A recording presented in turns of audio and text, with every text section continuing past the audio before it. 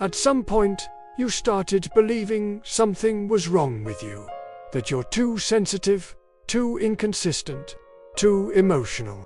You compare yourself to others, and they seem more stable, more confident, more put together.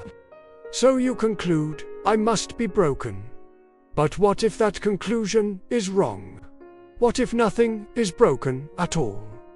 Think about how often you judge yourself for feeling too much, for changing your mind, for struggling internally while functioning externally.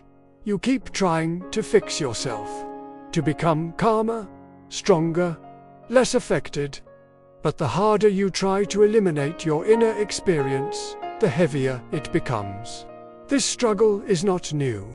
In the mid-20th century, an American psychologist challenged the idea that humans are fundamentally flawed and need to be corrected.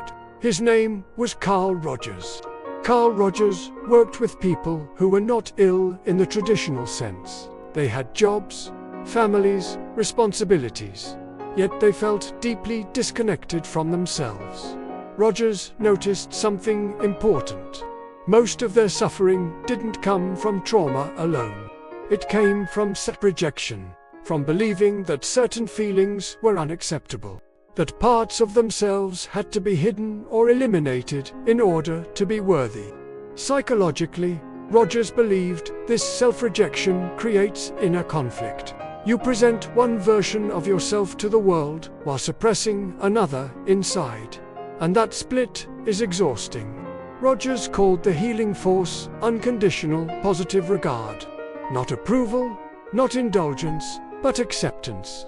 The idea that growth happens not when you attack yourself, but when you understand yourself. When a person feels accepted as they are, they naturally begin to change. But when they feel constantly judged, especially by themselves, they become rigid, anxious, and fragmented. Modern life makes this worse.